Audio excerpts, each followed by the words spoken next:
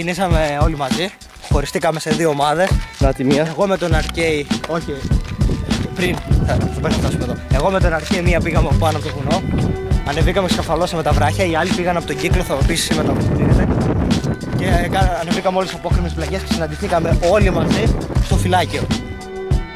Οπότε μετά συναντηθήκαμε, κάναμε μερικές βλακίες τώρα και ακροβατικά και έτσι. Και μετά κατεβήκαμε από το φυλάκιο. Κατεβήκαμε, κάναμε ολόκληρη κατάβαση από τα βράχια, την οποία ο Κώστας δεν τράβηξε γιατί είχε νευριάσει. Κρατούσε την τσάντα, δεν Κρατούσε την τσάντα, δεν μπορούσε. Και ήταν δύσκολο. Και ήταν πολύ δύσκολο, φοβηθήκαμε σε μια φάση. Αρκετά, κάποιοι όχι, αρκετοί και άλλοι. Και τέλος πάντων, αυτά λίγο πολύ, ανάβαση και κατάβαση. Αλλιώς είναι όμως να τα ζεις, αλλιώς να τα λες. Κατεβήκαμε από εκεί πάνω και περάσαμε, διασχίσαμε μέσα το δάσος. Έχουμε και κάποιες μικροφωτογραφίες μέσα από το δάσος. Κομπήκαμε λίγο. Το πιο δύσκολο ήταν η κατάβαση, η ανάβαση. Αν και κάναμε πολύ περισσότερη ώρα με τον Γιώργο, δεν κουραστήκαμε τόσο πολύ όσο η κατάβαση γιατί ήταν πιο επικίνδυνη.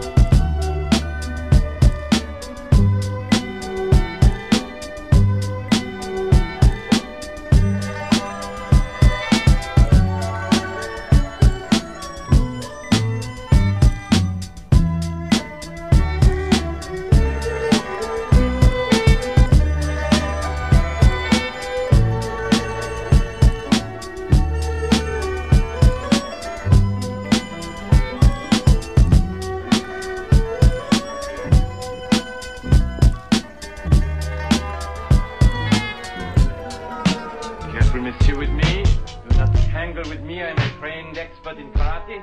My hands are lethal weapons.